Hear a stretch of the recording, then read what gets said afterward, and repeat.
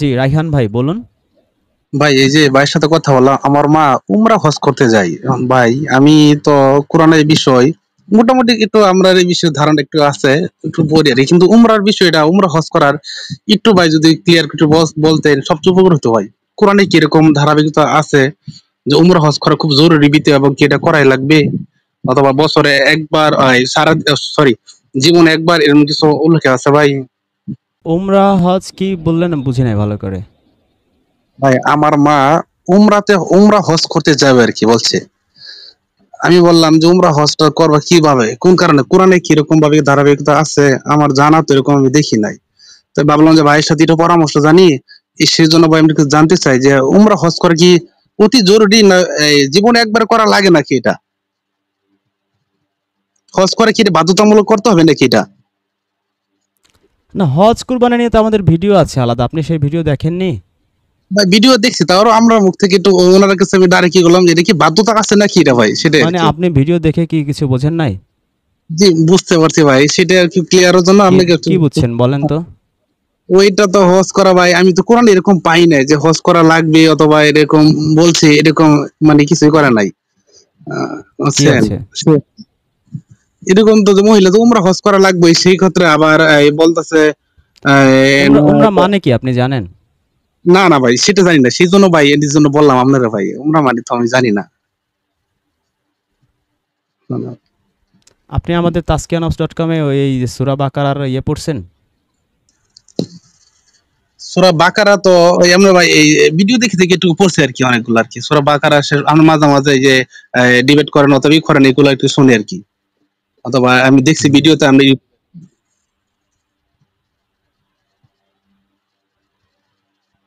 সূরা বাকারার ১৯৬ নম্বর আয়াত পড়বেন। ওইখানে আমরা অনুবাদ করছি। অনুবাদে ওখানে উমরা শব্দের অর্থ হচ্ছে ব্যবস্থাপনা বা পরিচালনা।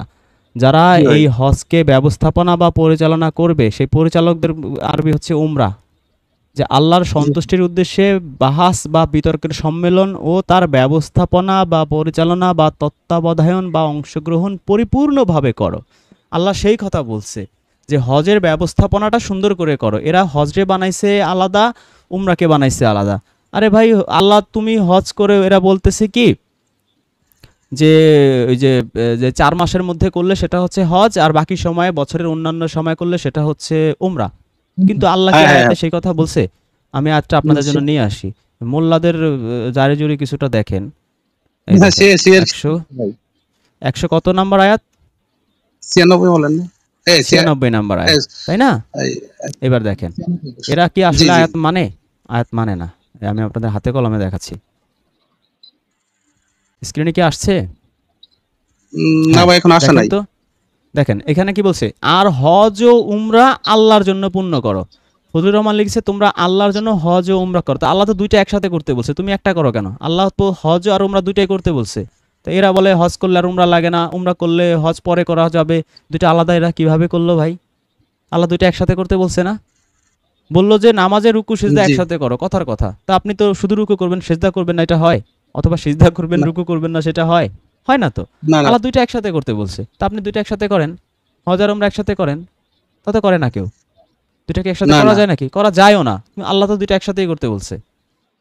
এই আয়াতে আল্লাহ দুইটা একসাথে করতে বলছে না? একটু ভালো করে পড়েন। শহীদুল ভাই আছেন, শহীদুল ভাই আপনি বলেন, আপনার কি মনে হয় আমরা এই আয়াতে কি আল্লাহ দুইটা একসাথে করতে বলছে না শুধু একটা করতে বলছে? শহীদুল ভাই, শহীদুল ভাই শোনা যাচ্ছে না। ও ও এবং জি আমি শুনছি। ও যে ও বলে তো বুঝাইছে যে একসাথে করা, যদি ও থাকে এবং থাকে আর থাকে তাহলে তো এটা সংযুক্ত হয়ে যাবে, একটা আরেকটার সাথে সংযুক্ত হয়ে এক হয়ে যাবে। তার মানে এখানে একসাথে করার জন্য বলা হয়েছে। জি, রাহান ভাই বলেন, আপনি কি বুঝছেন? উমরা এবং হজ একসাথে করতে বলছে, সেটা আর কি দেখা গেল তাহলে তো মোল্লারা বুঝলেন আর কি। একসাথে করে? মোল্লারা কি না একসাথে না করে? করে না। আর উমরা ভাই শব্দ এই কোরআনে নিয়ে আরো ভাই, আছে। উমরা ভাই এই শব্দ নিয়ে উমরা হ্যাঁ শব্দ হ্যাঁ কোরআনে আরো আছে। ঠিক আছে, আমরা আমাদের অনুবাদে দিছি, তার রেফারেন্সও দিয়েছি। ৯ নম্বর সূরা তবার ভাই ১৭ আপনি আয়াতে 19 আয়াতে, 30 নাম্বার সূরা 9 আয়াতে, 11 নাম্বার সূরার 61 আয়াতে উমরা শব্দ আছে। সেখানে অর্থ হচ্ছে ব্যবস্থাপনা বা পরিচালনা। এই মোল্লারা আর কোনো কোথাও পায় না, এইখানে এনে উমরার অর্থ বানায় দিছে যে উমরা হজ। এর অর্থই তো করে নাই। ওরা জিজ্ঞেস করেন যে বল উমরা শব্দের অর্থ কি, আমারে বলতো, জি বলতে ভাই। পারবে না। পৃথিবীর কোনো মোল্লা বলতে পারবে না উমরা শব্দের অর্থ কি। কিন্তু আমরা 3টা রেফারেন্স দিছি, এই 3টা আয়াতে উমরা শব্দ আল্লাহ উল্লেখ করছে, সেখানে ওরা অর্থ লিখছে ব্যবস্থাপনা, পরিচালনা। এখানে ওরা অর্থটা করে নাই। এত বড় জালিয়াতের জালিয়াত, চিন্তা করেন। জি ভাই, ঘটনা হচ্ছে ভাই আমার সাথে ভাই অনেক কিছু লাগে। যেমন আমার বাড়ি থেকে 100 গজ উত্তর হচ্ছে এক মসজিদ, আর 100 গজ দক্ষিণ হচ্ছে একটা মসজিদ। আমি হচ্ছে বাড়ির মাঝখানে। সেক্ষেত্রে আমার একটা দোকান ছিল, সেখানে আমি আগে অনেকই করতাম, ডাকে এই করোনা সেই কোনো অন্য লাইনে চলে গেছো। তখন এই আমাদের মুফতি সাহেব আর কি, মুফতির সাথে সাথে মুফতির সাথে একজন চলে আর কি, খুব করে আর কি, আমাকে জোরাজুরি করে। তখন আমি আপনার ভিডিও গুলা চালাতে অনেক কিছু বলি। তাই আমি বলি যে ভাই পারলে এই ভাইয়ের সাথে একটু ডিবেট করে কথা বলেন, আপনাদের মুফতি এবং মাওলানা যারা আছে বলছেন কবে। সে একদিন বলছে ঠিক আছে আমি বলবো, আমি বললে ওনার সাথে ডিবেট করার কথা বলবো। আজকে ভাই 3-4 দিন কোনো খবর নাই, আসুক আমি তো বলি ওনার সাথে ডিবেট করেন, সমস্যা আমি ফোন নাম্বার আছে ওনার, দেখি কি বলে। এই পর্যন্ত ভাই আমার সাথে আর আছে। আচ্ছা, আমি বুঝতে পারছেন ভাই? স্ক্রিনে আনছি। হ্যাঁ, আমি স্ক্রিনে আনছি, আপনারা একটু দেখেন। এই মোল্লাদের জালিয়াতি এটা। এটা হচ্ছে ভাই হ্যালো, যেটা বলছিল সূরা বাকারার। আপনি শুনতেছেন আমার কথা? আপনি শুনছেন না? জি ভাই শুনতেছি শুনছি। আচ্ছা, দেখেন আপনারা জি সূরা শুনছি বাকারার শুনছি। 196 নম্বর আয়াত। এই যে আল্লাহর সন্তুষ্টির উদ্দেশ্যে বাহাস বা বিতর্ক সম্মেলন করো। আমরা হজের অর্থ কুরআন থেকেই লিখেছি। বাহাস বা বিতর্ক বা ডিবেট। ও তার ব্যবস্থাপনা বা পরিচালনা বা তত্ত্বাবধান বা অংশগ্রহণ পরিপূর্ণভাবে করো। তাহলে এই যে হজের অর্থ বাহাস বা বিতর্ক সম্মেলন, এটা এরা হজের কোনো বাংলা অনুবাদ করে নাই, করেই নাই, না করে নাই, ভুল নাই। ওরা বলে কি এই তো ভুল অর্থ করছিস। আরে ভাই তুই সঠিক অর্থ কর, ও তো অর্থই করে নাই।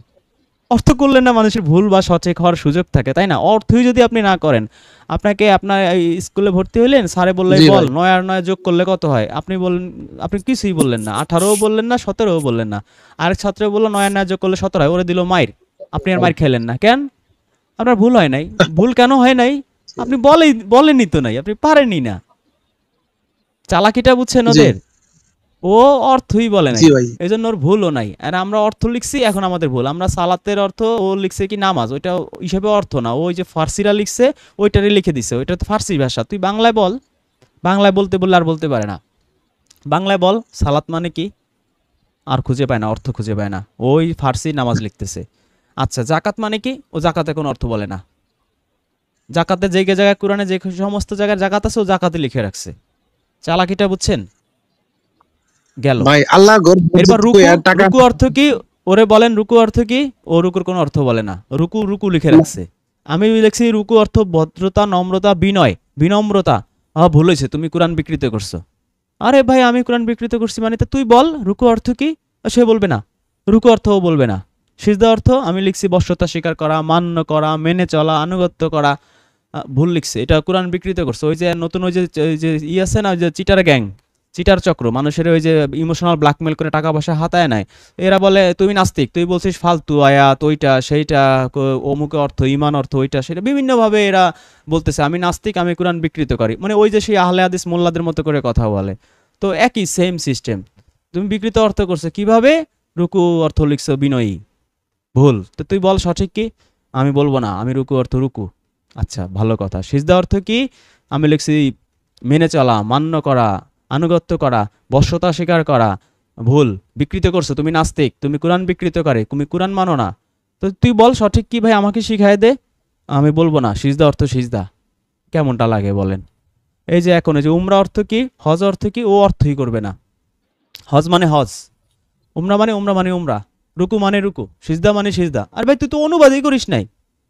সে অনুবাদই করে নাই, সে হুবহু আরবি শব্দ আরবি রেখে দিছে, অনুবাদই করে নাই। আমার ভুল হয়েছে, আমি অনুবাদ করছি, ভুল হয়েছে। সে সঠিকও করবে না, তা আমার ভুল। এটা কেমন বিচার আপনি বলেন তো? এটা কোনো ন্যায় বিচার না জুলুম মানুষের প্রতি? শহীদুল ভাই কি বলবেন? এটা কি ন্যায় জি বিচার না ভাই, জুলুম? তারা এখানে এটা এটা তারা এখানে শুভাঙ্করের ফাঁকি বলা হয় আর কি, শিক্ষিত ভাষায় এটাকে বলে শুভাঙ্করের ফাঁকি। এখানে আপনি সালাতের অর্থ নামাজ করলেন অন্য ভাষায়, জাকাতের অর্থ কোনো কিছুই করলেন না, আপনি এটাকে জাকাত রেখে দিছেন কিন্তু মানুষকে বুঝাচ্ছেন 2.5% টাকা দিবেন প্রতি বছরে একবার। এখানে হজের যে বিষয়টা আছে, উমরার যে বিষয়টা আছে, সেটাকে আপনি অনুবাদ করবেন না, এটা শুধুমাত্র আপনি এই, আরবিয়ে রেখে দিবেন। তাহলে এটা তো শুভাঙ্করের কৌশলী ফাঁকি বলে আর কি ভাই। জি ভাই। সুস্মিতা রহমান লিখেছেন জুলুম। Thank you Susmita Rahman. MD Milan, ওই চিটার গ্যাংয়ের থেকে আসছে মনে হয় ব্লক। চিটার গ্যাংয়ের কাউকে কোনো নাই। আর আমার ভিডিও দিয়ে ওই যে নিজের মধ্যে মেধা না থাকলে জীবনও কিছু হইতে পারবে না, মানুষ তাকে ভালোবাসবে না। ঠিক আছে, ওই 10 জন 15 জন 12 জন ওই আন্নাপ টিভির মতো মানুষ দেখবে, ও বেইল আছে নাকি? ওইরকম চ্যানেল বাংলাদেশে হাজার হাজার আছে, মানুষ নামও জানে না। ঠিক আছে, ওই চিটারি ফিটারি করে মানুষের স্ক্রিপ্ট কপি পেস্ট করে মানুষকে নাস্তিক, কোরআন বিকৃতকারী, ওইকারী সেইকারী এইসব ট্যাগ দিয়ে কি কোরআনের প্রচার থামানো যায়? এত সহজ কোরআনের প্রচার থামানো? আর তারা তো কোরআন প্রচার করবে না, তারা কিছুদিন পরে মানুষকে জিন জাদু বিদ্যা ডাইনি বিদ্যা এগুলো শিখাবে। এগুলো তো আমরা প্রমাণ দেখাইছি। তারপরে যদি কারো মাথায় না ঢোকে, পরে সে কানবেন চিৎকার দিয়ে, আমাদের কিছু করার দরকার নাই, আমরা যা বলার বলে দিছি। আমাদের নাস্তিক বলে নিজেরা কদিন পরে আপনাদের জাদুবিদ্যা না জিন বিদ্যা শিখাবে, শিখবেন আর মরবেন, তারপরে হবেন ইলুমিনাতি। ঠিক আছে, কারণ আমাদের নাস্তিক বানাইতে পারলে তো তাদের ব্যবসাটা ভালো হয়।